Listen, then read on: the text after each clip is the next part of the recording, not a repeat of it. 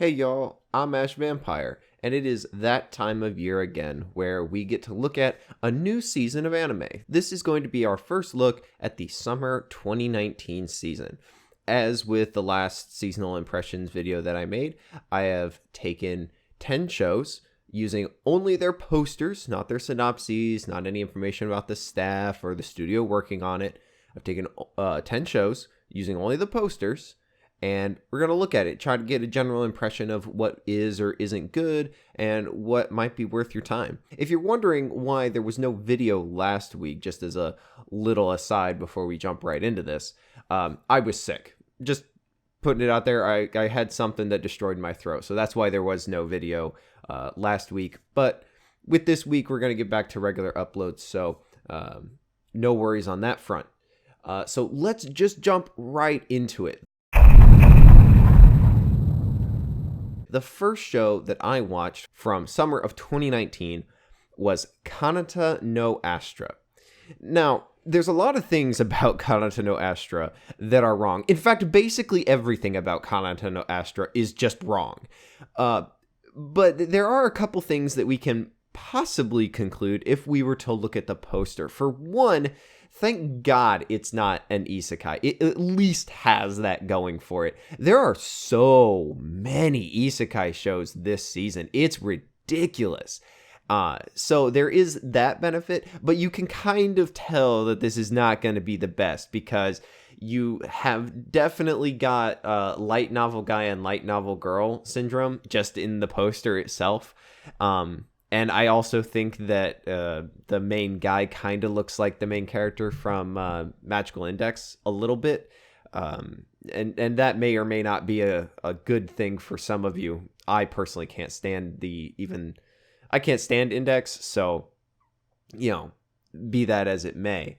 But let's get into everything that this show does wrong. Okay, so right from the off, right? This is the kind of thing where I cannot just talk about like individual points. I have to go through this entire episode chronologically because there is so much in this thing that is wrong, and it kind of wouldn't make any sense for me to talk about it outside of like the chronological order of the things as they show up, just simply because they kind of feed into one another. Like by the time I was done watching the first episode of Kanata no Astra, I had just about lost my mind because it's the kind of show that does some actually pretty egregious things right at the beginning, and it kind of levels off at the end. It's doing like smaller things that are like personally that are problems, but the issue really comes down to the fact that by that point, it has gotten you so that even the smallest thing will set you off. Like it gives you like the straw that broke the camel's back in a lot of ways.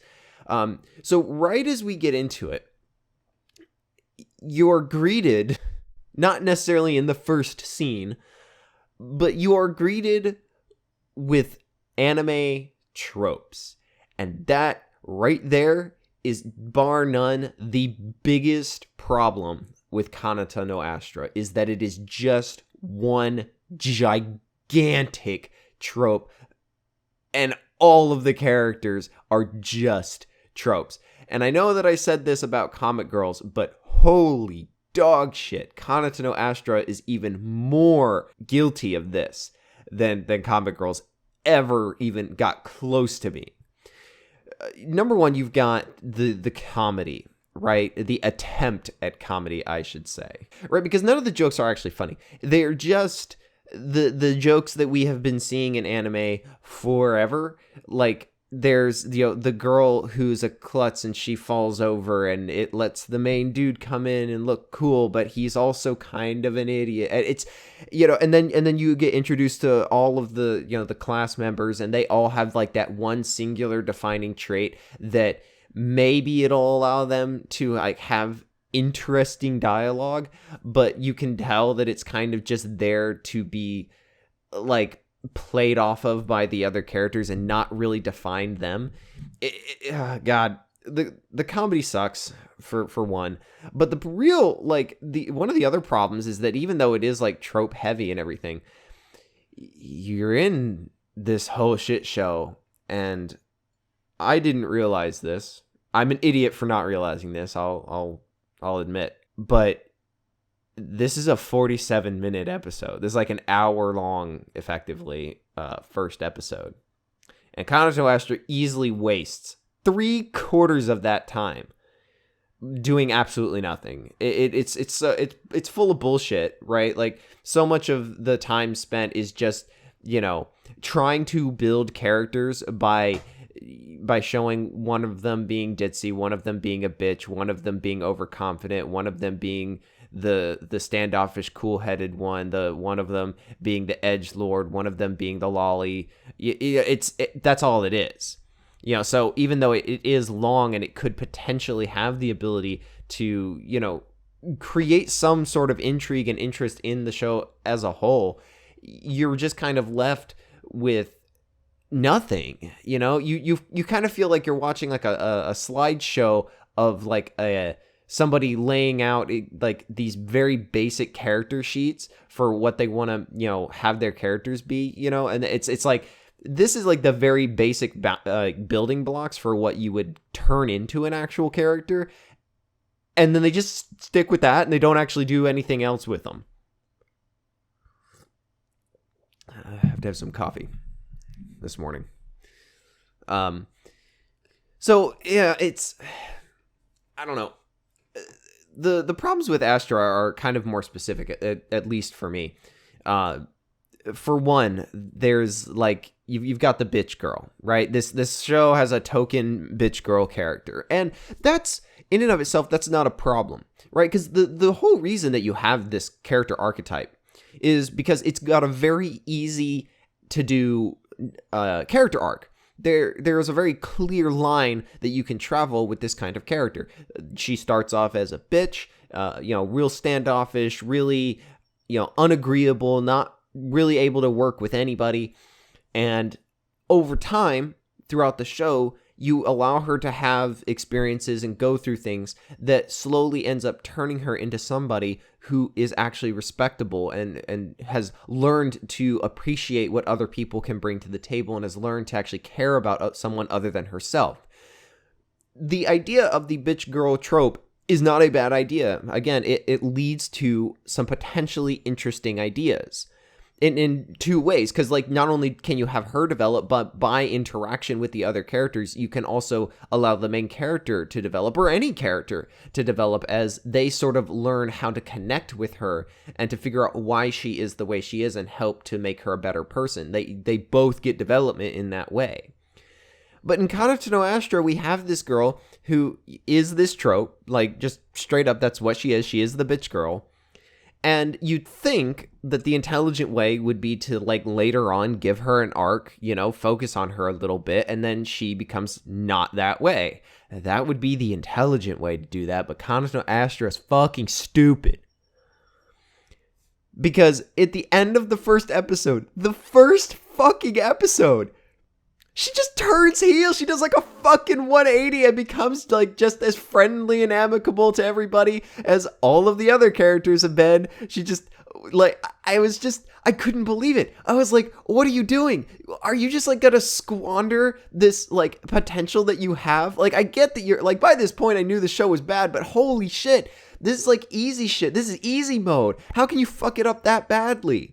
And that kind of is the running theme with Kanata no Astra, is like it presents an idea that it has that it could potentially do well, and then it just completely, like, almost immediately just fucks it up insanely. And I couldn't wrap my head around it. Like, you've also got a lolly character, right? But not only is she a lolly character, this is more like just a trope thing that's really funny to me. Because not only is she a lolly character, she's also the little sister character. But even more than that, if you look at most lolly characters, there's usually like two types. There's like the really shy, cute one, the demure lolly girl. And then there's the really bratty lolly girl that is very high and mighty and, very full of herself, right? And it's usually just one of those two. You can't really have both. It doesn't make any sense. But this show is like, oh no. We can't actually make characters. So if we just shove more and more tropes into them, then that will suffice. Because this lolly little sister girl is under normal circumstances, just the cute, shy version of this character type. But then they were like, no, we want to have our cake and eat it too, because she has a fucking hand puppet that lets her be this little bratty, snot-nosed brat. Yeah, that was repetitive. But, like, it's like, here's the other version of this kind of character so that you, the audience, can get gratification from having everything that could possibly be an Olali character in a Olali character. It's so fucking ridiculous and bad. And this kind of thinking really feels like it extends outside of the confines of just the character tropifications. This willingness to just sacrifice any sort of tension that you might have with this show. Because, for example, we'll get into like with a big one that just kind of blew my brain out, like completely out the back of my head. But like they land on this planet that they're going to be basically doing like a summer camp on. They land on this planet, they get out. They don't walk 2 fucking steps, right? They do not explore this planet at all. There is no tension set up. And then this black fucking ball just shows up and sucks them all out and spits them out in space. Why? Why would you do that? It makes no sense, right? Because like, if you want to have this entire scene actually have like impact and have tension, it's not in it being scary.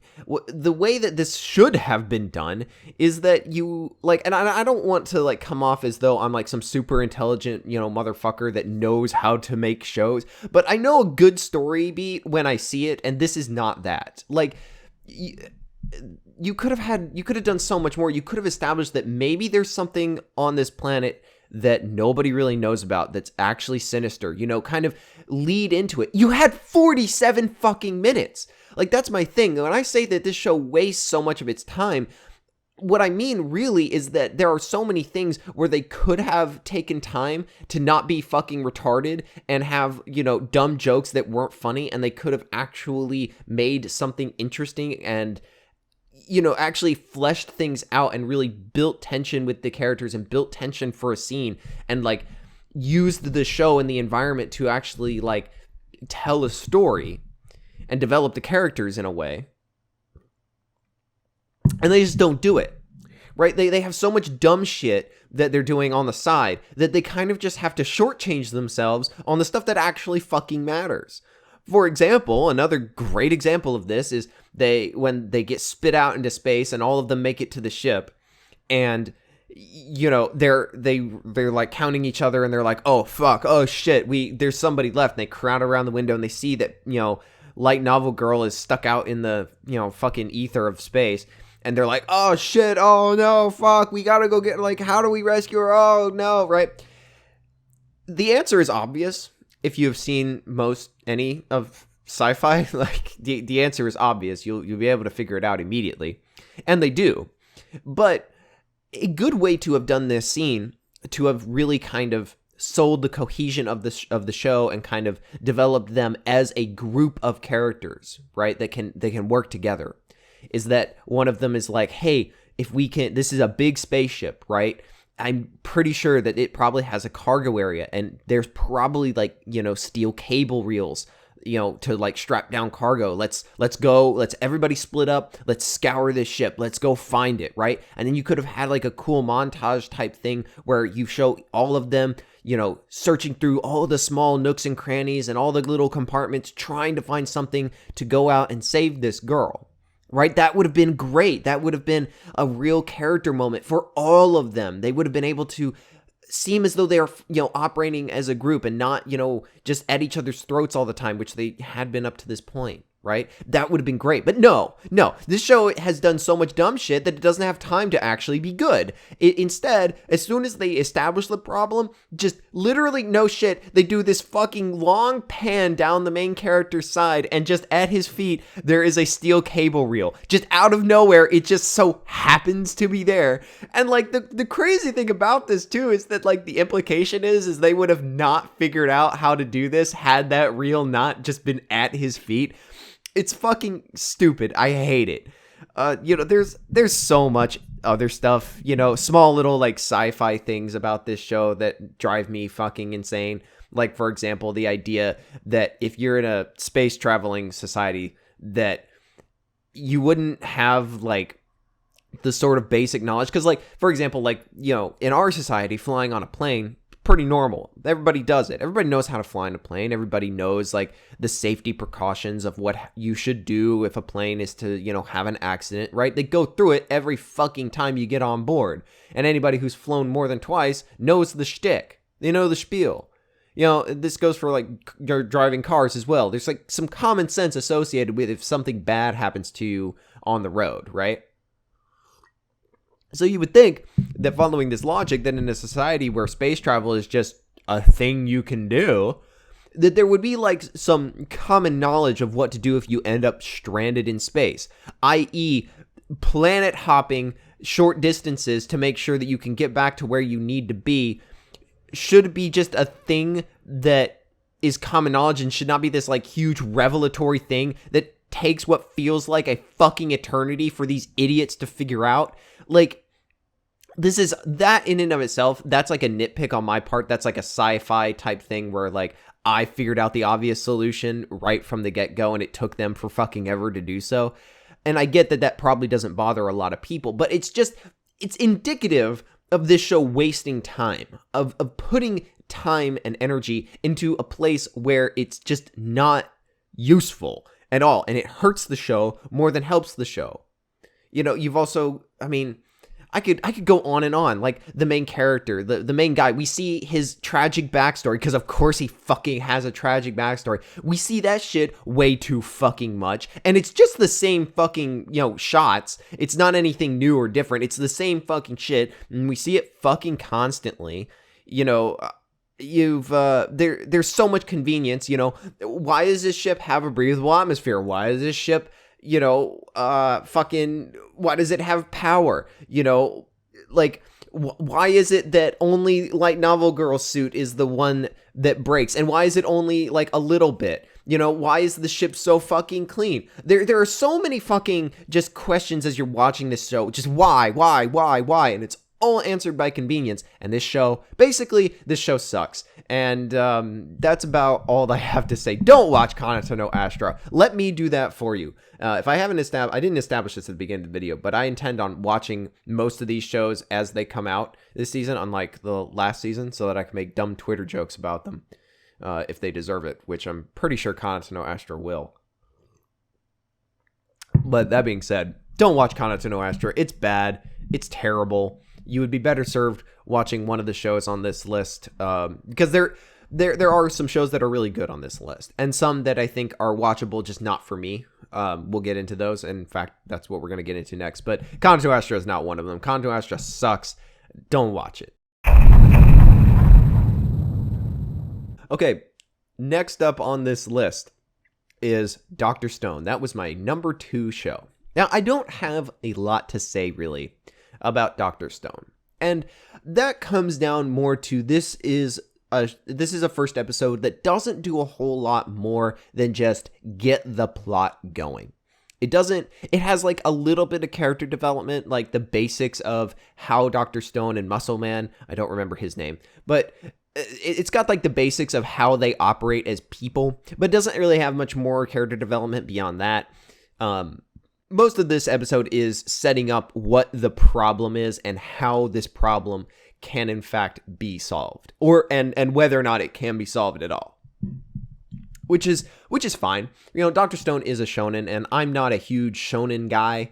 I think a couple of them are fun, but I'm not one of those people that goes out of their way to watch them. I typically will only watch the ones that people have over time said, yeah, this is really good. Like, this is a good show and you should watch that. But Stone does do some good things. Even if I'm not personally interested in it. Stone does some good stuff. For one, the setting in and of itself, i.e. the apocalypse, right? This is something that we have seen in not just shonen. Like, the apocalypse is a pretty common setting for action shows, it's not even just action shows, but it's a pretty common setting regardless. And Dr. Stone could have just had the apocalypse. But it's got like I think what's going to make this show interesting and, and fun for a lot of people is the little things, like the little sprinkling of spice that it gives to like the minute details of how things actually work, right? Because the apocalypse happens because something petrifies all of humanity. Just straight up, everybody gets petrified, right? And that in and of itself would be kind of interesting, I guess, but it's still, at the end of the day, it's just the apocalypse. But what's cool about it is they imply that people are still conscious. They are still aware of what's happening around them while they are frozen in stone. That is something cool. That's interesting. What does it say about the world and the characters? Not a whole lot, but it just has that depth of detail that makes it more interesting to watch and really gives it more flavor than these types of shows in a lot of ways tend to have. And hey, we're back. This will not be the first or last time that we have multiple pauses for the camera overheating, just as we did last time. I ask you to bear with me. Rip the camera. Anyway, back to Dr. Stone. The other thing about Dr. Stone that I think it really is going to be successful on is the strength of its design. Let's be honest here, right? Like, Dr. Stone, I don't think that's his actual name, but that's what I'm going to call him. The main character, the main guy, he has a striking as fuck design. You would not mistake it for anything else. That insane hair, which is hilarious to me. I love it. I think it's funny, but I also think it's really cool. That you're not going to see that anywhere else. You're not going to see that and think it's any other character. You know exactly who it is. And even the other character, like the main guy, like there's a very distinctive style to the way that all of these characters have been drawn. They feel a lot harsher, and like there's a lot harsher lines in how they're drawn, it feels like, and like thicker lines almost. I'm not 100% sure. I'm not an artist by any stretch of the imagination, so I might be wrong on that, but it definitely feels like it. It feels more gritty and again, harsher in a lot of ways, and I think it really helps, to sell the show as something that is set in a post-apocalyptic world. But there are some things about Stone that kind of put me off personally, and I'm pretty sure that these are things that would not be a problem for basically anybody else, but I'll go ahead and mention them in case there are people like myself who might take issue with them. For one, the use of the scientific jargon was nice. Like, the willingness of this show to sort of go into the details of how physical science works was very refreshing, because it felt like the audience, it felt like the show was treating the audience with a certain level of respect, of being like, hey, you are an intelligent human being, you should have heard about a little bit of this at least. And if you're more interested, you can, of course, go look it up. I don't think it was bullshitting me at any point with the scientific stuff. But it's just kind of cool that it was, willing to go that route. But then it kind of like backtracks on that, because we have a front-loaded portion of that kind of dialogue, at least from Stone, and then it goes into like a montage type section where it just kind of shows them going through a whole year of trying to get people to, not be petrified anymore, and to like free them from the stone and try to figure out the way that they can create a chemical that will do it. And this kind of hurts it, because if the show, at least if Stone as a character is kind of a guy based entirely on doing things according to the scientific method of trial, error, try again, it gets a little bit of that. You feel that to a degree. But by making it into a montage moment, it kind of takes away from the error part of that, because it all happens so fast. You don't really get a sense of how tiring it must have really been for them to have just spent an entire year fucking up, essentially, and not getting the results they wanted. And it being cut in with a little bit more lighthearted elements also kind of hurt it there.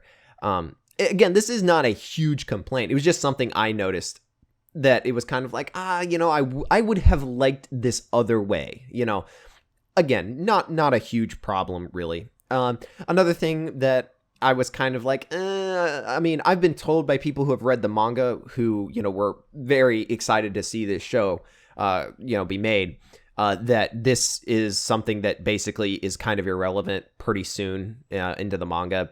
But like the relationship between Stone and his buddy, who is basically Big Muscle Man, is, one that I felt like the show kind of just like states it outright, like, hey, I'm the smart one, and hey, you're the big, dumb, strong one. That is our dynamic. It just kind of basically outright states that, which is kind of weird because it kind of didn't need to. That much was pretty obvious just from their designs and the way they acted, and it really hammed in on it, like really pushed on that really hard, where I didn't feel it was really necessary. Is kind of weird in that regard. It's like, why are you putting so much emphasis on this? Like, I get it. Stone is a smart dude, and Muscle Man is an idiot, but also really big and buff. Like, why do you need to? I don't need to be hard sold on this. What is the point? And it's even weirder because I've heard people tell me that his relevance, Muscle Man's relevance, kind of just goes away really early in the manga. And I don't know if the show is gonna follow that, but like, it's kind of weird that they would really ham fist on that dynamic between the two of them if it kind of becomes irrelevant, pretty early in. But I mean, that's really it. Stone is a show that I think is set up in a weird way in that it feels right, like from the outset, like it's going to be a show that is very much based in its overarching plot. But at the same time, the strength of the character designs and the strength of their very individual personalities, I think, is what's actually going to keep people invested, right? Because it does have that. Like, Stone does have very strong design, very strong characters that are very clearly communicated. And I really think that is what's going to carry the show. I'll probably end up having more to say on this as like once the season is over, as opposed to having anything to say on it more as episodes come out.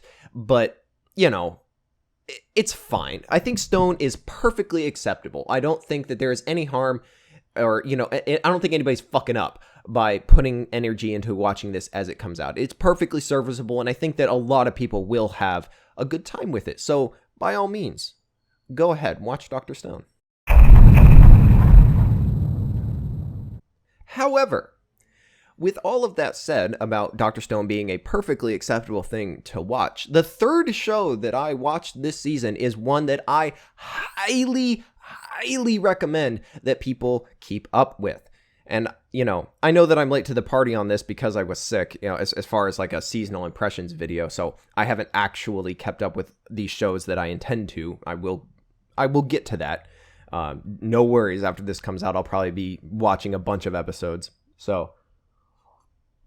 But the third show that I watched is definitely one of the big heavy hitters this season. And that is, of course, Maidens of the Savage Season. If you haven't heard about this show, or kind of just wrote it off, because I'll be honest, the poster doesn't really tell you all that much. It tells you that it's going to be a 4-girl show, even though I say this because there was somebody who didn't realize that's what I meant, that I wasn't saying a 4 girls show, like as in the number. That's what I mean. Even though there are more than 4 of them, it definitely got that vibe, and the poster kind of communicates that quite a bit, but it doesn't really say anything else. And the title is a little bit difficult to parse as to exactly what it's about. So in case you haven't heard, Maidens of the Savage Season is about a club of girls, a literature club of high school girls who are basically in a position where they are coming into sexual maturity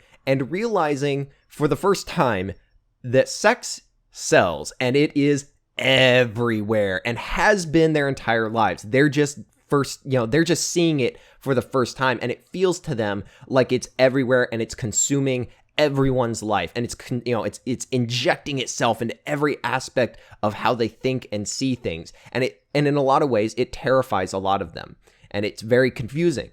And this in and of itself, this idea, this concept is beautiful, And I'm going to get into that, but let's talk about the more tangible nature of what makes this show good. Number one, the art is beautiful. Kino art.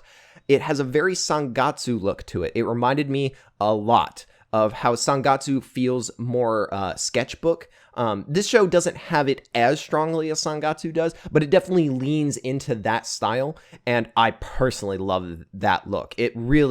It has like a more serious tone in a weird way. It definitely makes you take it more seriously, and I don't know if that's because of the pedigree that Sangatsu has and that has kind of like informed how I think of shows that use that art style.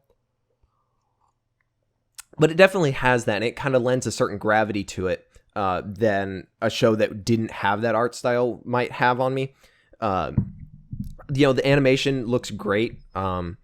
The colors are really beautiful. They're very pastel, not a lot of harsh colors, a lot of soft reds, soft blues, a lot of whites. It's very, very pretty.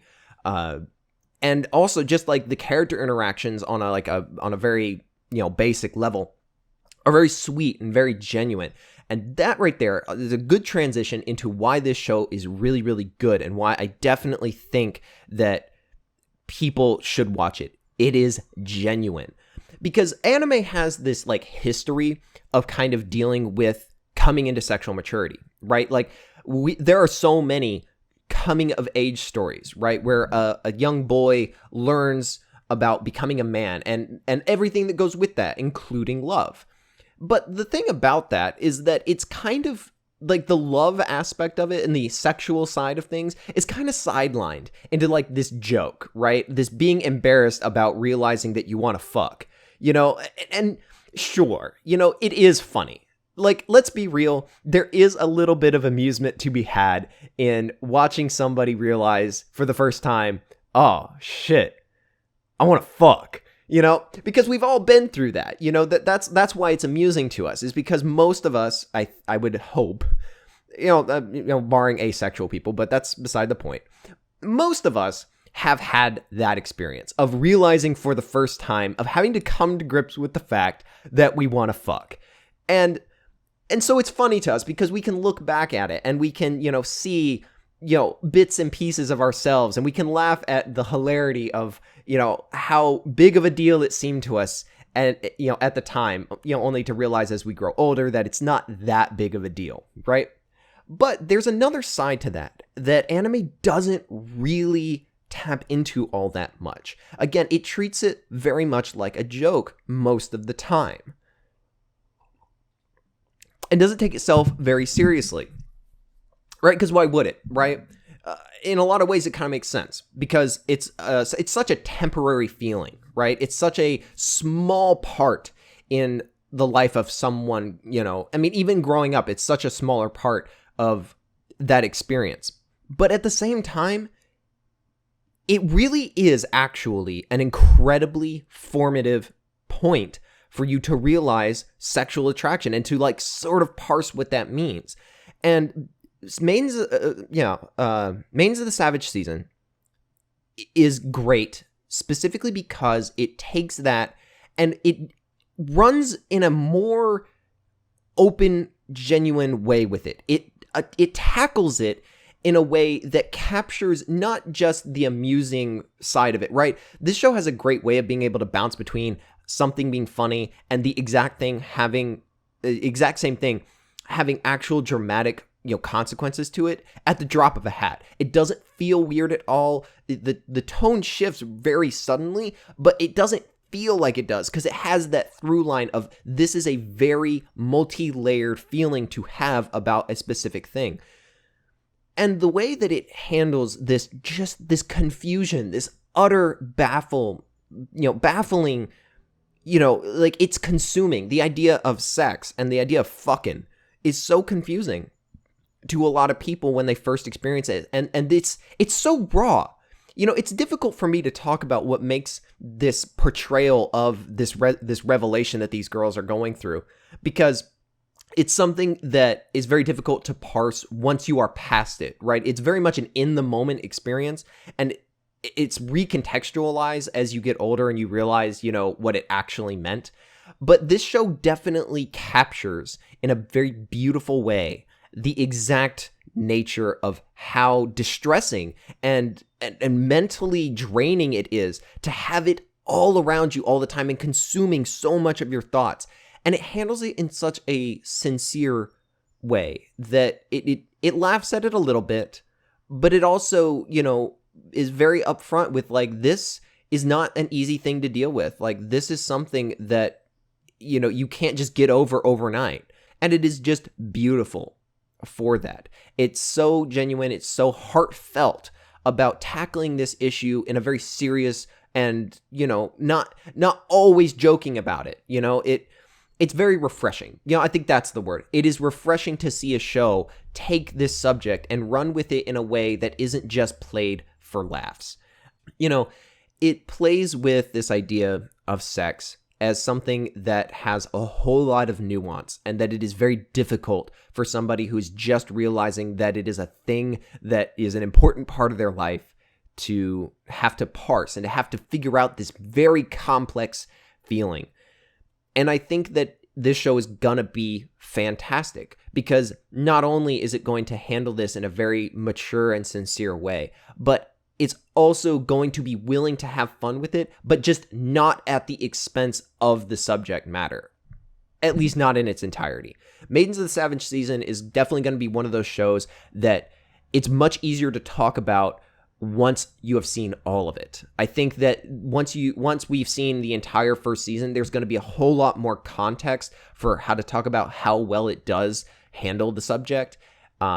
But just from the first episode, like, the art is great, the animation is great, the colors are beautiful, and it does a really good job of showing right up front that it is willing to handle this in a mature way. So I would definitely recommend watching Maidens of the Savage Season, and I will definitely, as soon as this video goes up, I'll be catching up and making comments as the show goes along. Next up on the list is another shonen from this season, Fire Force. Fucking snore, dude. Fire Force sucks.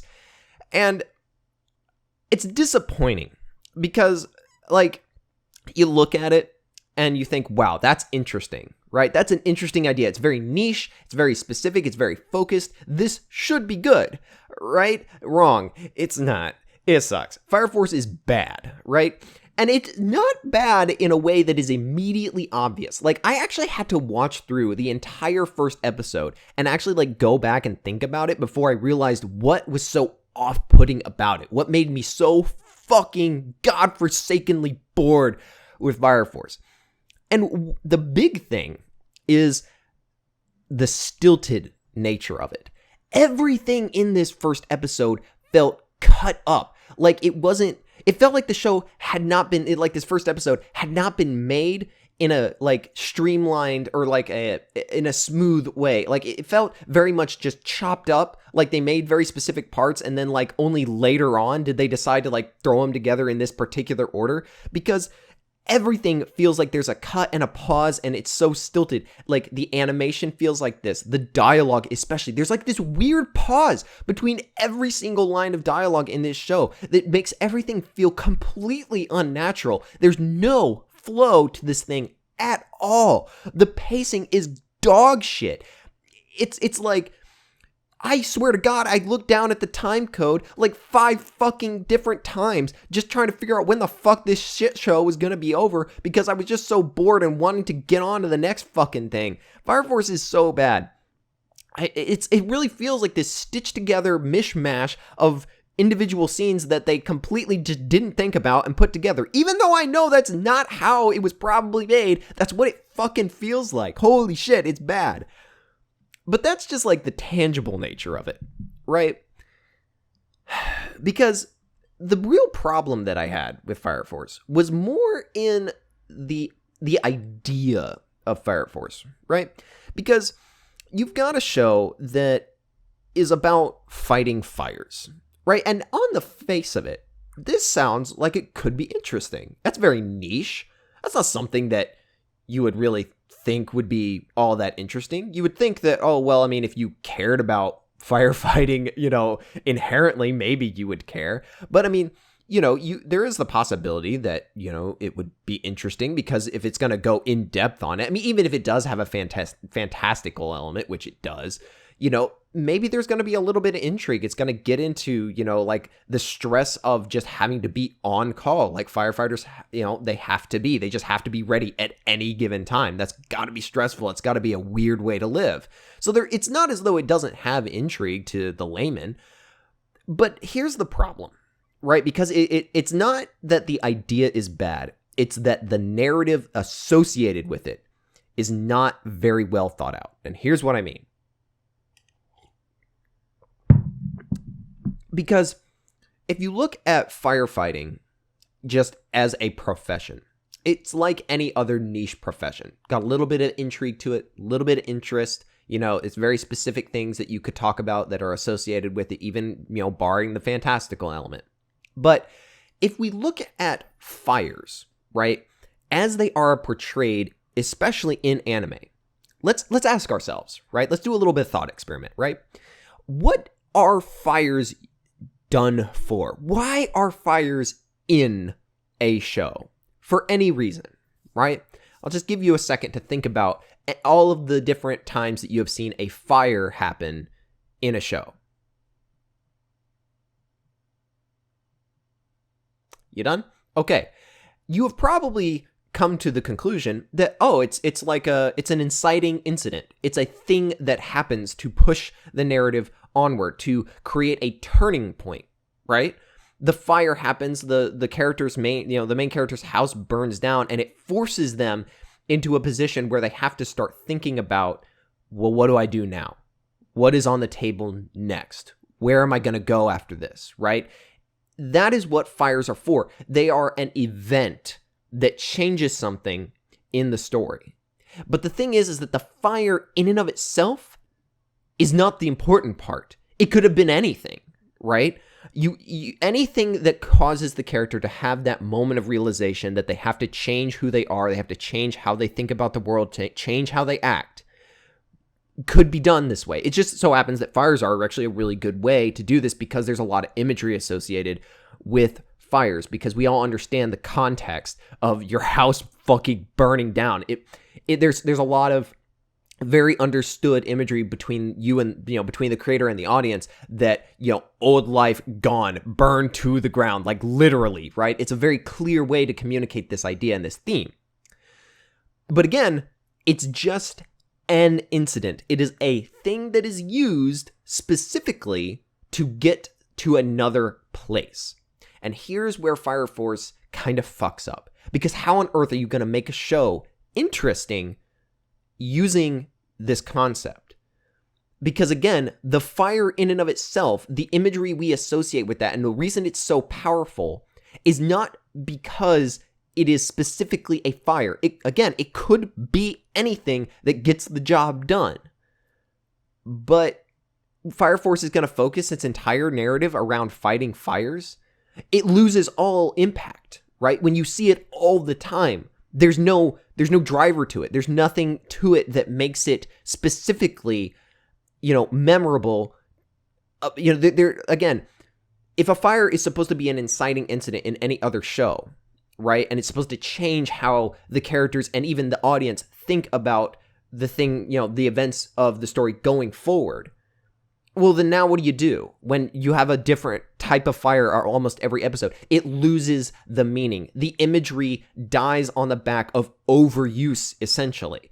And this is this I think is the biggest problem with Fire Force, is that it thinks that the fire in and of itself is what mattered and not what it represented that matters. So it just kind of falls flat. It feels boring. It feels completely unemotional. Even in the first episode where we haven't been overexposed even all that much, it already feels that way. Like it almost doesn't even matter that it's there, which is a fucking death sentence to a show that's all about fighting fires. It sucks, right? Like I can't stand it. I think it, again, it's slow, it's jilted in its pacing. the imagery dies on the back of overuse even within the first fucking episode. None of the character designs are interesting or memorable. All of the characters are, here 5, all of the characters are basically really boring and flat. There's nothing to like about this fucking thing. The only thing that Fire Force had going for it was that the fire effects looked really fucking good. But, I mean, at the same time, no shit, Sherlock. Of course they fucking look good. This is a show about fighting fires. If they fucked up on the fire effects looking, dope as shit, what the fuck else were you how on earth were you gonna sell this show if the main point of it, i.e. the fires, didn't look good? It's just, man, Fire Force is bad. If you're gonna watch a shonen, please, for the love of God, watch Dr. Stone and not this fucking schlock. Oh, man. I hope that I could just shit on this show relentlessly as the season goes on, because fucking hell, dude, it's so boring. Jesus. At least with Kanata no Astra, I could rant and rave and have things to say about it that, it just fucks up all the time. But Fire Force is just boring. It's just god fucking terrible and boring. Not even interesting to watch. Once I got it out of my system, I'm basically yeah, all right, well, there's probably not gonna be anything else to say about why this is bad, because it's only the one thing. So, yeah, Fire Force, fuck off.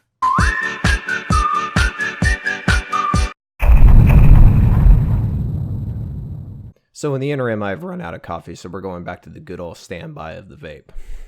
But, that aside, the next show on the list is Copcraft. Now,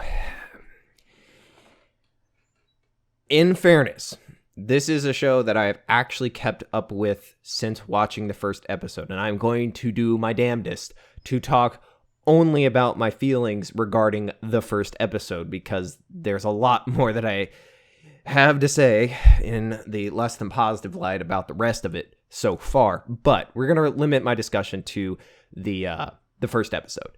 Copcraft was one of those shows that when I saw the poster, I immediately thought to myself, okay, looking at this is going to go one of two ways. One, it could be great, right? It's a buddy cop thing. I love those. It might be actually good. But on the other hand, just looking at the poster and looking at the design of the girl, and the fact that, unfortunately, I saw that it was a light novel adaptation, even though I don't normally, look at that before going into a show. I was also this could also, go down the less than desirable road, unfortunately. There's a lot of potential here for it to, get fucked by it being a light novel adaptation. However, holy fucking shit, the first episode of Copcraft is a fucking joyride, especially compared to everything else. Most of the things that I watched this season were very much focused on taking their time to get the plot firmly in your head, of either establishing exactly what's going on or, establishing the characters, or maybe both. But they all felt like they kind of took their time and wanted to make sure that you weren't overloaded with information, which under normal circumstances is a very intelligent way to go about doing things, but not Copcraft. Copcraft is that kind of show where it basically is it's so fucking snappy, constantly, never lingering on anything any longer than it absolutely needs to. It's here's the thing, get in, do what needs to be done, get the fuck out, get on to the next thing, we've got shit to do. And because of that, it really lends it this sense of freneticism and intensity that is really kind of crucial to the idea of this being a buddy cop thing. There really does feel like there is a time limit on this, that there's only so much time that can be spent not trying to figure shit out. And it's so great. I love how snappy it is, because you never get bored, right? One of the biggest things that I always look at when I'm looking, at first episodes for a, new season is, do I look at the time code, right? Because as soon as that, that tiny thought enters your mind, as soon as your eyes drift down and look at the time code on the remaining time before the episode or where you are in the episode, that's never, ever a good sign, because it means that the episode isn't holding your attention, right? It means that you're starting to get bored, that you're starting to be like, all right, can we move on, blah, blah. That, and almost every single show, even the good ones, that happened to me at least once, and the bad ones, it happened fucking all the time. But Copcraft, it ended, and I was like, oh my god, wait, that's it? Like, holy shit, I was like, I wanted there to be more. That's a great fucking feeling to have. Copcraft, the first episode is so fucking good. I'm gonna talk about some of the specifics of that now. So, right at the beginning, right, you have this scene between Kei and his partner as they basically set these guys up to arrest them for illegal trafficking, right? Immediately throws you, number one, into the setting of, being a cop, right? And also kind of immediately getting you into this mindset of, this is a guy, Kei, this is a guy that knows what the fuck he's doing, that he's been doing this for a long time, that he's not worried, he's not sweating bullets, he's just, this is part of the job, And by doing it like this immediately, without even coming close to outright telling you anything, this communicates very clearly that Kei is a competent main character. There is nothing in this show, in the first episode, that portrays Kei as being somebody who's gonna learn the ropes, right? So many shows dunk on their own MCs because they want to establish this idea that there is an investment that you can have with them in watching them become better people and, get used to being, whatever role that they need to fulfill, that there's a growth arc here. But that's not the appeal of every show, and it doesn't need to be the appeal of every show. Sometimes there is an enjoyment. In fact, a lot of times there is an enjoyment in just watching somebody be good at what they do and watching how the environment and how, the situations they're thrown in challenge that ability that they have. Not that they don't have any ability and that the challenge is they've got to learn it, but they have to apply themselves a little bit more to get through the problem. And that is exactly what we have in the first scene of Copcraft. Everything about Kei that you need to know about this guy is communicated entirely through just watching him work, right? The fact that when they arrest the guys, right, he's got this smug grin like, haha, got him, this confident, very self-assured way of going about things. When he reads them their rights, his insertion of saying fuck you, if you don't have a lawyer, you fucking scumbags will get one from, the state or whatever. It's so cool. It's just a small little thing, but it tells you so much about who Kei is as a person. And this continues throughout the whole episode. His desire to immediately go after the guys that kill Rick. And, his insistence on being able to do so. It's and the way that he handles telling Rick's wife that he's dead, that he doesn't go to their house, that he just calls them, that tells you a lot about who he is and how he operates as a person, that he is a bit of a loner and he does do things his own way and he doesn't really associate with other people. There's so much stuff that just tells you so much about him without even once resorting to narration or one of the other characters, just outright stating how he operates. It's fantastic. I love it. And so many shows don't do this, and it's really frustrating when you're just kind of sitting there watching somebody narrate about how they think instead of just showing by their actions how they think. And I mean, we'll get into a show that kind of does this. It's very similar to Copcraft in a lot of ways, but it's so fucking refreshing. And the comedy in this is so good too. You've got the one scene in the elevator where Tilarna, I think that's her name. Whatever. The girl, she, is so interested and so curious, and she's trying to do things in the elevator, and without acknowledging her, without it looking at her at all, Kei just knows, and he, is don't touch, just constantly doing it. It's this very dry humor that doesn't rely on the anime tropes of goofy faces or over exaggerated, poses and expressions, going down to a super simple simplified art style to sell something as a comedy piece. It just allows the show to be itself, and it rides on the strength of its own ideas, that it's actually confident in its ability to do things. And I mean, even more than that, the show is got such a great level of quality in this first episode. Like when they go to Kei's informant, the black market dealer, right? Under normal circumstances, this would feel like kind of a one-off character, and there wouldn't be that much effort put into what he looks like. But no, like, this dude has one of the most insanely, evocative designs. He's got this huge wide-brimmed hat, and he's got a priest's outfit and, like, the necklace, with the cross on it. But he's also got these, like, tiny little, like, Morpheus red sunglasses and this, like, stupid handlebar mustache. It's so distinct and so cool. There's so much effort put into making everything feel as evocative as possible. The colors are constantly changing for the mood. There's an incredible sense of like shot composition in this show. Copcraft is so ridiculously good. And this was a ride and a half.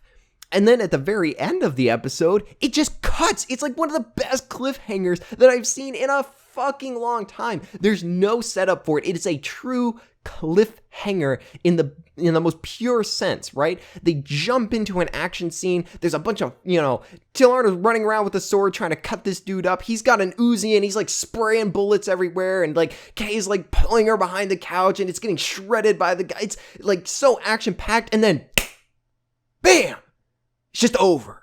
Just like that. And it's like, come back next week if you want to see what happens. It's the perfect way to sell a cliffhanger and to sell you coming back to see what happens. There's no build up for it. It just cuts and ends. It's so fantastic. There's so much investment in this show.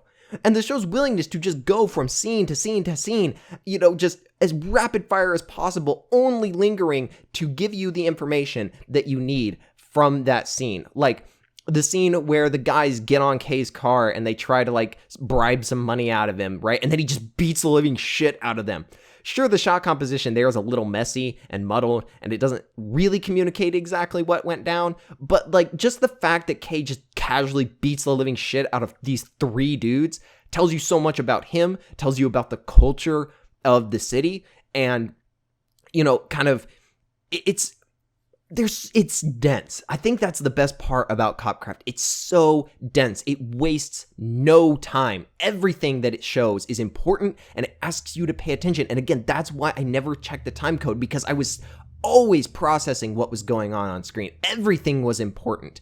It's fantastic. Watch the first episode of Copcraft. Now I'll make some tweets after this video goes up about like what happens in episode 2 and 3. But watch the first episode of Copcraft. Even if you don't end up watching the rest of the show, like the first episode is in and of itself a fantastic first episode. And the show itself from the first episode looks like it will be very, very good. And I'll just end off, talk about the OP. The OP is easily the best one this season. And I've like talked to other people who've watched more than just the 10 shows, and they agree with me that like the OP for this show is fantastic. It's got some great colors, some great transitions between scenes, great song, got a lot of like Lupin vibes going on with just like the colors and the way that the whole thing is put together. It's great. Watch the first episode of Copcraft. I cannot recommend it enough. This is easily the best show out of all, best first episodes out of all the 10 that I watched.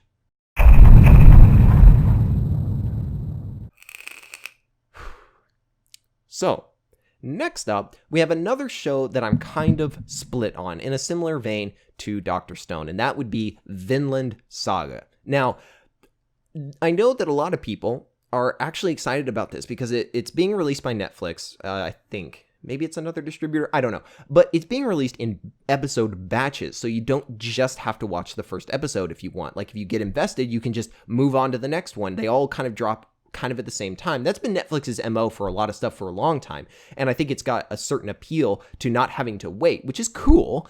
I only watched the first episode, though. Just upfront, I only watched the first episode. It only seems fair to only talk about, first episodes in this format. So, the first episode of Vinland Saga. Now, in the beginning, there's a lot of CG, and I'm aware that it is really heavy, that this show ends up being really heavy on the CG, and I didn't think that the CG in the first episode was all that bad. I actually think that for the amount of it that was there, it actually did look pretty good. Now, you could still tell that it was CG because there is just so much of it. It's not like in Copcraft where K's Mini is CG, and I didn't even, like, because it's such a small part of, like, that entire first episode, like, I didn't even realize that it was CG because, you know, there's just not that much of it, and I only realized it because a buddy of mine pointed it out to me, and then I rewatched the first episode, and I was like, oh, well, shit, yeah, it is. But in Vinland Saga, it's very obvious, but not because it's bad, it's just because there is so much of it, and you see it for a pretty extensive amount of time in the very beginning of the show. But after that first sequence, there really isn't, I don't think, very much CG, or if there is, it's kind of like background, or, you know, it's not really used in a very heavy-handed and, like, you know, focus of the camera type way.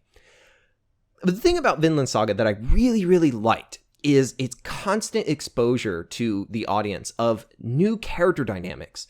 Its introduction of all of the various characters that are going to be important over the course of the show was very interesting, because rather than just kind of introduce all of the characters and sort of give them their introduction, you know, in their kind of like an isolated way, and kind of develop them, or like introduce them and kind of establish who they are as people in and of themselves, like kind of in an, you know, in a very isolated box, you know, like this is this guy, this is this guy, and this is this guy. It doesn't do that. It actually does it in a much more dynamic fashion that's very interesting.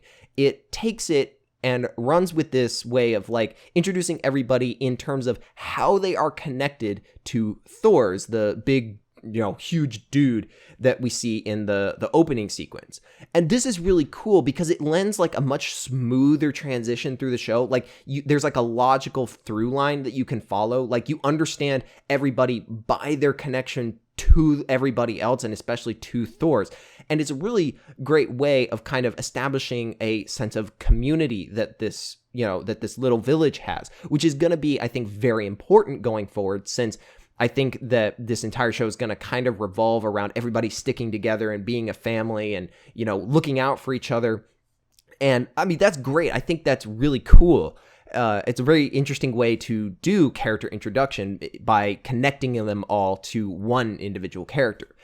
But the problem that I had with Vinland Saga is that it's very obvious from the first episode that going forward, the main character is going to be Thor's kid. And there's probably going to be a time jump somewhere in, like, the second or third episode so that, you know, he's older and, you know, he can actually do things and isn't just like a whiny brat like he is in the first episode.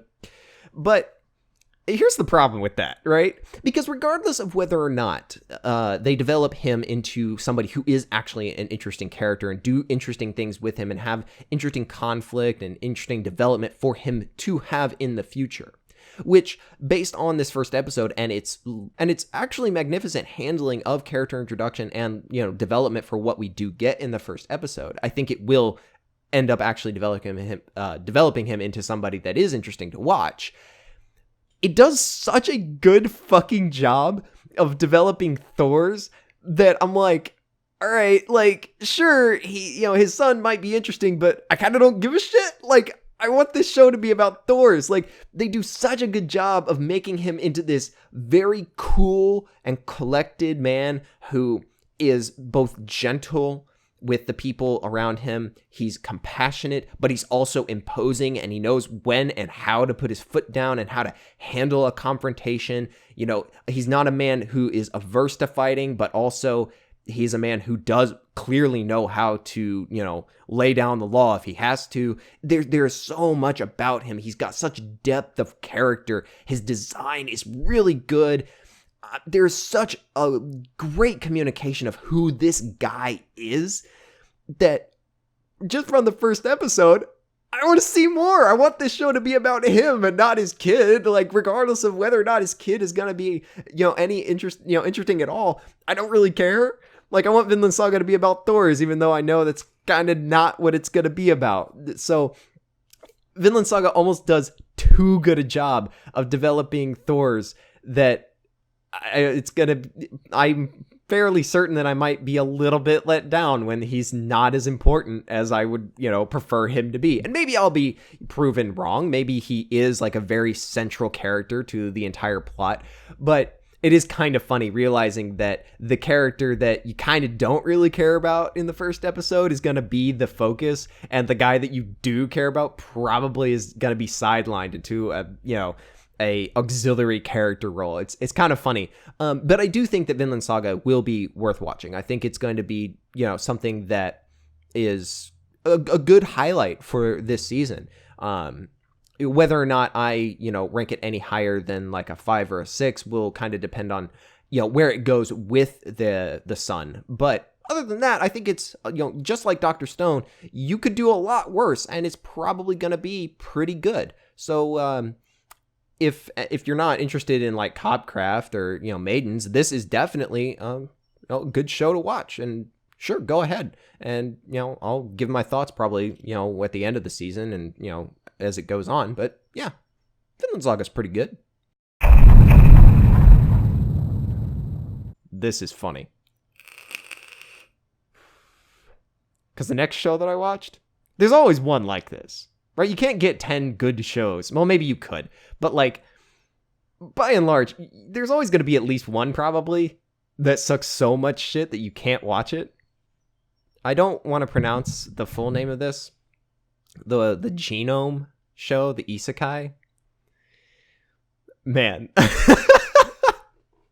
This show sucks so bad. I got like 7 minutes in and I just started fucking right arrow tabbing through it because I was just like, I don't care. And even beyond that, like I cared so little that I actually completely forgot to take notes on what I wanted to talk about with this thing. It's so bad that it's not even worth talking about. Like I didn't even really watch the whole fucking thing. Fuck, man. The designs suck. The character, the writing sucked even in just the first 7 minutes. The animation is god awful. The colors are bad. There's just nothing to like about this. It's so bargain bin fucking bullshit. Like, I hate Fate, but from what I've heard, you'd be better served watching the fucking Fate Zero spinoff sequel, whatever the fuck it is, than watching this fucking schlock. Holy fuck! Like I would watch the first episode of Kanata no Astra again over watching this. God damn it! This is bad, dude. Fuck.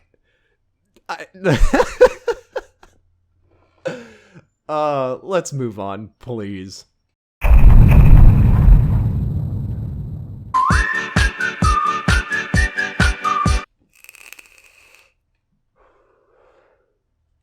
Now, we only have 3 shows left. And the 7th one that I watched was the Nobunaga show this season. And it's interesting because as much as a fan of anime as I am, and with as much as I have watched, which compared to some people is not all that much, I just happen to be pretty picky, but either way, with the pervasiveness of Nobunaga-focused shows, I've never actually watched one. I know that they exist, and I've seen them, out there in the wild, but I've never actually picked one up for one reason or another. I've just had, other things that I wanted to get to. So it was very interesting for me to look at this show because I really had no context for what kind of show it was going to be or like how it was going to be portrayed.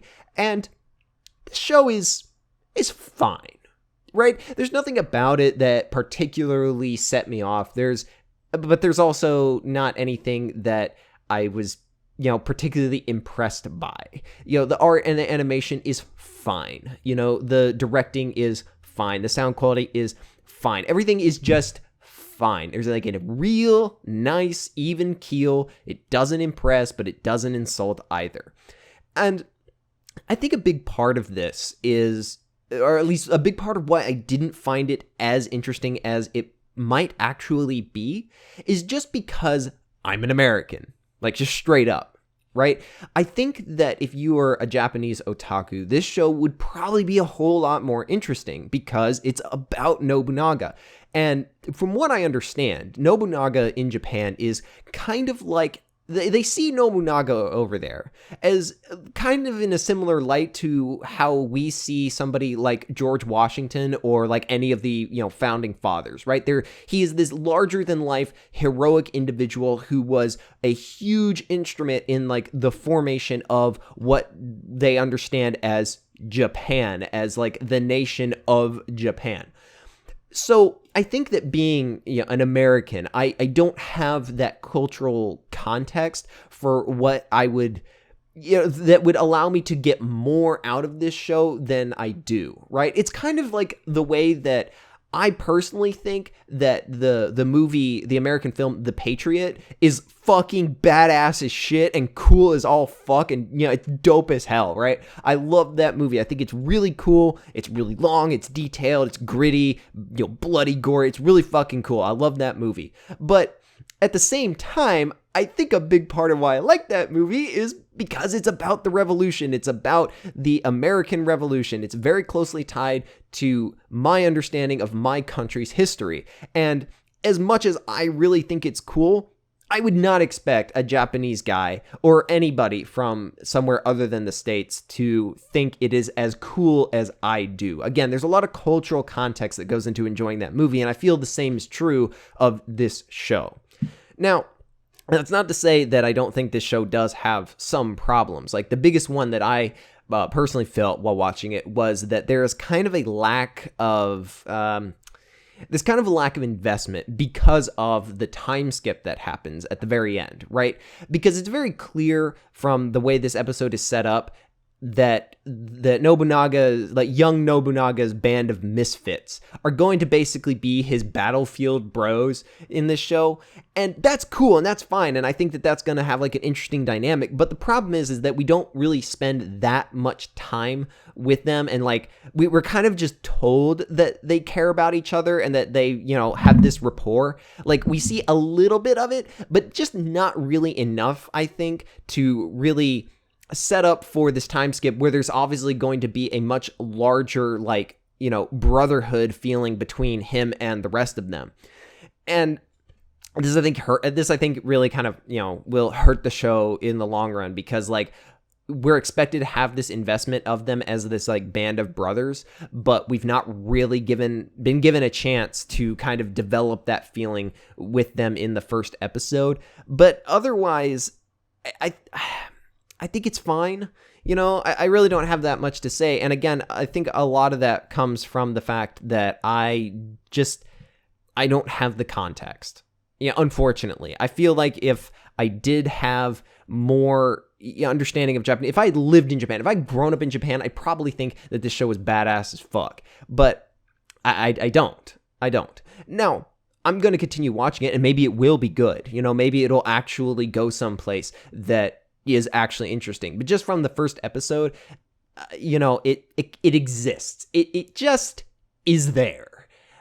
Which, I mean, in all fairness, that's better than sucking major shit like Kanata no Astra or Fire Force or the Genome show. At least it's not those. But there are so many other shows on offer this season that actually have initial investment qualities for someone outside of Japan that you would really have to be pushing hard to find a reason to, I think, care about and watch this show. If you're into fantasy stuff, I think that also is like a good reason to watch this. But generally speaking, it just kind of is there. I don't really have that much to say about it just from the first episode.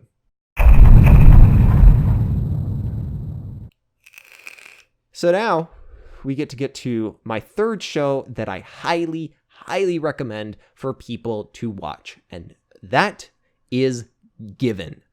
Now, when I first watched this episode, I retweeted somebody making a very exasperated statement about somebody who had said that Given is good in spite of the BL nature of it, that you can enjoy it in spite of it being gay.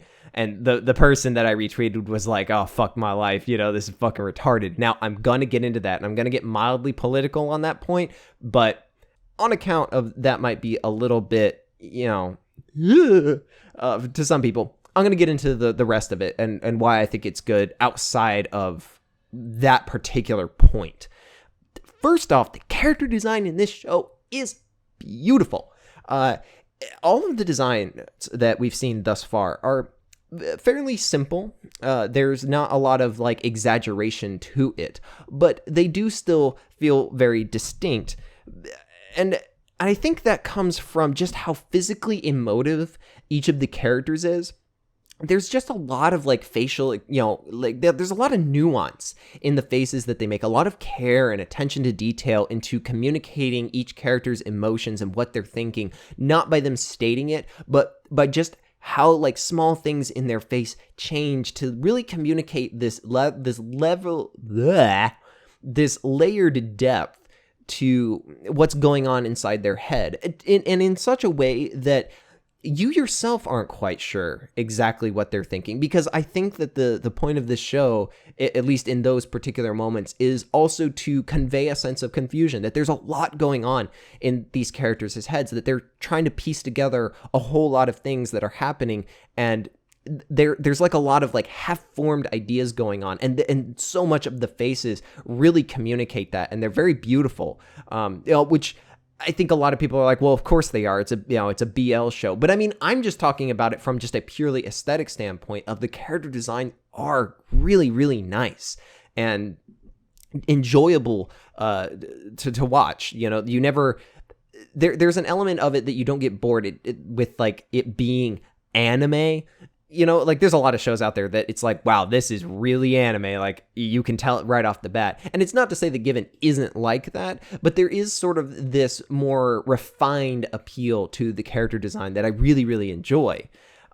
The music, even though we only hear really one song from the band that's going to be like at the forefront of this, the music that they play in this episode is really good. It's got like a grungy, more like rock punk type feel to it, that it's very energetic, it's very forward and aggressive, and it feels really good. And there's like a lot of attention to detail with the way the instruments are being, handled by the characters. I really like it. It's got good composition to it. And I think even the background music for all the other scenes is actually really well put together as well. It doesn't intrude when, something is happening that you're trying to pay attention to, like a dialogue scene or, something like that. But then, in the quieter scenes, it comes, it's pushed forward in such a way that it accentuates everything. Music in this show is really, really good, and I like that a lot.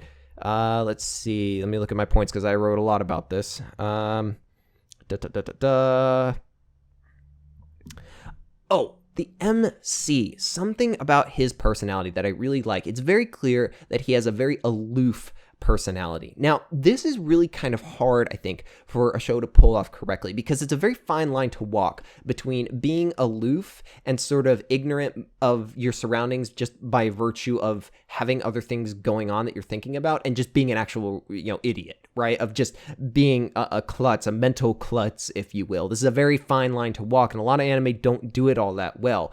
A lot of comedy is made at the expense of that, but with him, it's so genuine. Like, you can definitely feel that he's not stupid, that he's not, an idiot. It's just that there's very clearly a lot of stuff that he is dealing with internally, a lot of stuff that he is thinking about that goes beyond, that goes beyond the present moment. And he is very clearly got other things on his mind. And this is so beautifully communicated. And what's great about it, even more so, is that the other main character, he is the complete opposite. He lives very much in the moment, in the present. He is engaged with what is happening around him. He's very aware of his surroundings. And what's great about that is that not only does it allow them to have very fun interactions and to really play off each other in a very, very fun and comedic way sometimes, but it also is beautiful for how it very clearly allows him to be able to pick up on what is like bothering this kid. And it's not so much that he knows immediately what's wrong and like that he can solve the problems. It's more that he's just able to pay attention, that he is so in the moment that he does realize that there is something else going on with this kid, that there is something that he might be able to help with, and that he sees that this kid needs something. And that's kind of what the entire first episode is about, of like, he clearly sees that this kid needs somebody to be there for him. But at the same time, he's got a lot of other stuff going on in his life, and he's kind of torn between, do I engage with him? Do I not? It's really good because it allows them to, again, they play off of each other so well by virtue of being very distinctly different personalities, but at the same time that do really mesh well with each other.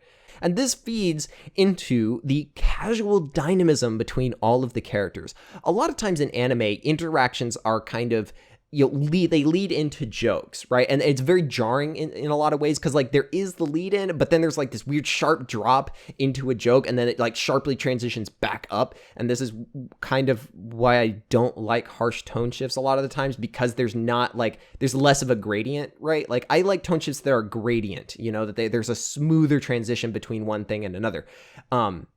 That most shows just kind of do like a fucking 90-degree angle down into something else and then come right back up. And it's really, really weird. But what's nice about this show is that the dynamism between all of the characters, while there is definitely jokes made at, they make jokes at each other's expense, it feels like this is done with a sense of trust, that there is a rapport between all of these characters, that they have grown up with each other, that they have experienced each other's lives. They're very involved with each other, and this allows them to sort of just casually poke fun at each other and to make jokes, and this never lingered on. I think that's really the key thing about it. It feels very alive and very real, because even while there are fun jokes that you can laugh at, there's not a lingering on it in the show itself. They kind of just poke fun and it's funny, and then they move on, because that's kind of how people are in real life. When you have real friends, oh man, that actually came out wrong. When you have friends, you're poking fun at each other all the time, and it just kind of rolls out through a conversation. It's just an accentuation. It's not something that you pause and linger on and just kind of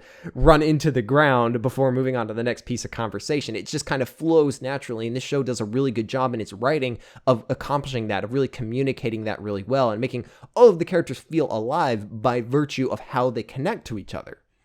And now we can get in to the gay, because I take issue with the gay, at least in people's perception of the gay, right? Because I understand why that original comment that I saw on Twitter was made, because you're right. Whoever made that comment, you are correct. A lot of times the gay is kind of annoying, and you kind of do enjoy something that has the gay in spite of the gay. But here's the thing, like, that is because, and it's especially egregious in Western media lately, more so than in Japanese media, and I'm not going to get into that. I'm not going to get into why. But a lot of the reason that feeling exists, that you can spot that, and you can even, begin to conclude that this is something, of a problem, is that so often when you have a gay or lesbian or any LGBT character, there's the unfortunate tendency for them to kind of get relegated into the fact that they are gay or queer or whatever is their personality. That there is nothing to them aside from being gay. That is what they are about, right? And I get it. It's annoying. I fucking hate that shit. It's so goddamn frustrating, because you feel like this could be an interesting character, but they've just allowed the gay to be all they are about, and everything that they do and say revolves around them being gay, and it feels very one note. It is bad character writing to make that the focal point of a character, because there is more to someone's life and more to someone's personality than having a particular sexual or gender preference or identity or whatever it is, right? There's more to a person than that, and it's poor character writing to think otherwise. But see, here's the thing. In Given, that is not the fucking case. You don't enjoy Given in spite of the gay. No, absolutely not. Because the way that Given does this is in two ways. Number one, right from the outset, you are told that it's going to be gay. In narration, though, the characters do not, in the present moment, even come close to, outright, making a statement about them being gay. Now, there obviously are gay undertones that are there right from the outset, but that's more just for consistency's sake, so that as it gets more intense, that it doesn't feel really jarring, and, it flows naturally through, the show, that the escalation is there, and there's a clear through line that you can follow as it becomes more and more intense. But by making it narration, right, it basically kind of removes the intensity of this is BL from the actual moment, right? It just kind of is there to let you know, in case it wasn't immediately obvious, that that's where the story is going to go. And the reason that it's effective is that it doesn't infringe on the characters themselves, right? It doesn't, take up time in developing the rest of these characters' personality.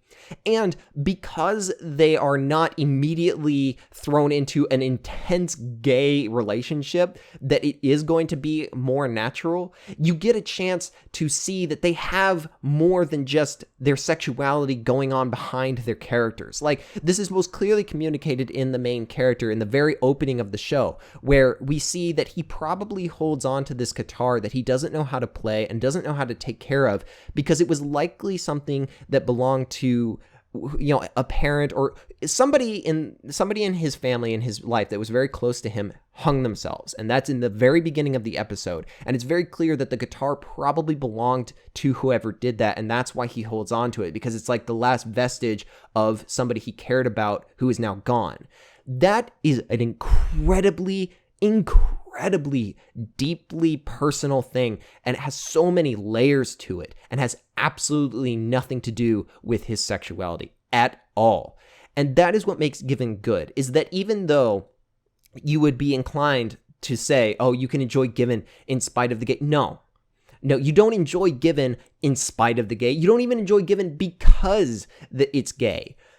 The fact that it is just a side note. It is just something that is there, not even because it's not even a driver for the show. It's just a part of it. The appeal of Given is the character development and the dynamics between them, and how beautifully those have been constructed.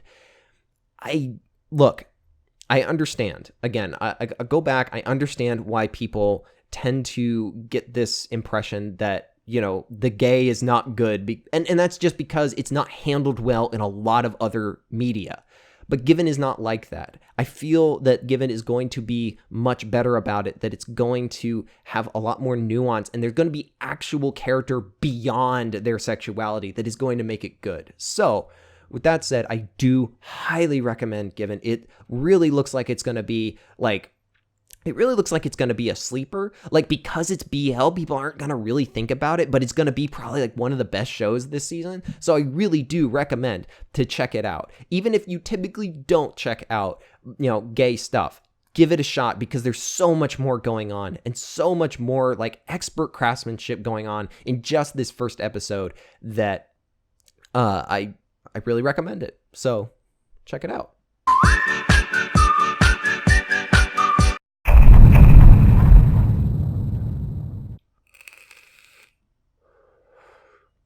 And now we have our final show to talk about, which is BEM. And I hate to leave this entire rambling mess on a low note, but unfortunately, that's where we are. BEM is more disappointing to me than it probably should be, because I only look at posters when I'm choosing these shows to look at for a new season. BEM was the one show that stood out to me as, oh wow, I hope this is really good, because the character designs are totally my thing. They're very dark, very edgy, I guess you could make that. Yeah, they're dark, they're edgy, they look cool. The poster is I know a lot of people don't like the color splash background type thing that some shows do, but I personally thought it was really cool. I thought the poster for BEM was I thought it was promising me a pretty fun time. And then I watched it. Look, the quality of BEM is fucking shit. Like, the animation is flat, lifeless. None of the characters look interesting. They don't feel like they're real. I mean, it's like the fucking anime. It's like the anime equivalent of the fucking Revenge of the Sith, where it just feels like the voice actors are reading off of a script. And even worse, it feels like the characters in the show themselves are just reading a script. Like there's just no emotion in anything that is said at all. And this translates even into the fights. The fights are so lifeless and dead and boring. There's just no there's no incentive. You don't know why the fuck anything is happening or why you should care. Like this is especially apparent with like the cop bitch, because like you're told that she has like this, you know, high and mighty sense of justice, you know, and the way that things should be done, and like, you know, they tell you that she is like this, and they do even try to show you that she's like this. But again, it's just so flat and uninteresting and so one note with like, it's like, hey, we're going to tell you that she is like this, and then we're immediately going to give you a scene over here that confirms that she is like this without any nuance, without any development. Like, it's so by the numbers and boring as shit. I don't know why anybody is supposed to care. Like, it's all dark. Like, you know, there's look, there is a case to be made for something having a darker palette to it, you know, a darker gradient in all of its colors. But like this show just, it's always like that. There's no like nuance to the level of dark that it is. It's always just the same flat, uninteresting, boring palette. The animation itself is stilted and ugly as sin. Like Bem himself, like his transformation at the very end of the episode is laughably bad.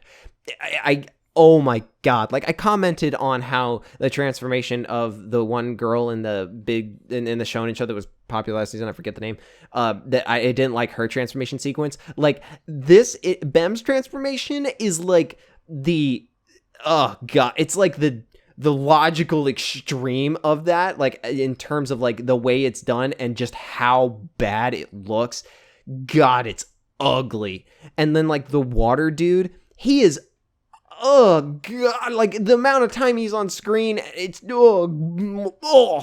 we're told that he's a water monster essentially, and yet there's no constantly there's no undulation effect on him when he's not like in a water. The color difference between when he is just like, you know, puddles on the ground is so completely different from what he looks like when he's like a fully formed creature. It just completely throws you out of it. It's so jarring and different, and he looks more like a goo monster than a water monster because there's just like no effort put into making him look like he's actually made of water. God, it's fucking awful. And it's so gross. It's just gross. It's lifeless and boring, and there's no meaning to anything. Like, what the fuck is anybody's motivation in this show? Like, we're told that Bem and his fucking cohort, you know, his two cohorts, that they are looking to become human, but we're not told why. Is there a benefit to being human over being a fucking, you know, demon? You know, what's the bonus to that? You know, are people aware that demons exist? You know, like, what is the reason that this part of the city is all fucked up? Like, nothing makes sense. There's no explanation for anything. The motivations of the characters are about as flat and basic as they could possibly be. It's not as tropic as something like Kanata no Astra, but at the same time, it almost feels more tropic because there's just no nuance to why any of this shit happens or why any of the characters act the way they do. Like, why on earth does Bem save this bitch? Like, I mean, seriously, ask your girl, like, why? Is it just because he's a good guy? I mean, does saving people bring him closer to being here? Like, what the fuck is going on? Bem is just terrible. And it's really frustrating because, like, after I watched it, I looked into, like, the staffs and stuff. And, like, the guy who did the character designs, Range Murata, is also the guy who did the character designs for Copcraft. And it's just, like, Copcraft has excellent character designs, and you're looking at this show and you're looking at Bem and you're like, how the fuck did this happen? Man, it's really disappointing because, I mean, on the one hand, you could say that I'm being a fool, that I should have known that it wasn't gonna be that good, but like, I did. Like, whether or not that I should have or not, like, I did want it to be good, and then have it let me down that much is really upsetting. And fuck, man, Bem is bad. Bem is really, really bad, and it doesn't really give you any sort of reason to care beyond what it is showing. Like, there's no reason to continue to watch it. Like, at least with the shows that, like, I have, like, a middling reception to, I can see that there is, like, a reason to continue watching. I can see why... almost dropped my vape. I can see why somebody else might care enough to continue watching. There are elements of them that, even though I don't personally care all that much, I can tell why somebody else might. There is absolutely no reason to continue watching Bem. It's so fucking bad. Fuck. Ugh, God, it grinds my gears that it is as bad as it is. All right, now that we're at the end, let me take a hit. Closing thoughts. I think that summer 2019 is significantly better than spring of 2019. Whereas in spring, most of the shows that I watched were just kind of garbage. Like, there was a couple, maybe I think 2 or 3 that I was like, that might be good. What's nice about summer 2019 is that even though there were only 3 shows that I actually, like, genuinely cared about, given Copcraft and Maidens of the Savage season, even though I didn't care about any more than that, like, in terms of investment. Ooh, somebody is outside doing lawn work. Sorry about that if you can hear it.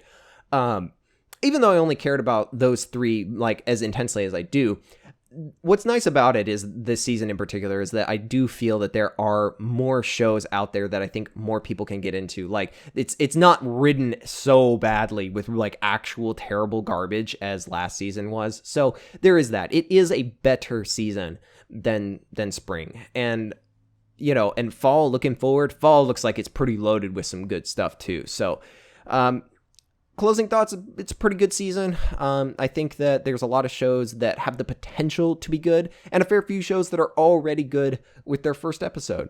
So with all of that said, and this having been an absolute shit show of me rambling, which, I mean, why do you come to my content that's unscripted if you don't expect that? But yeah, with all that said, that's been my first look into summer of 2019. I will catch you on the flip side.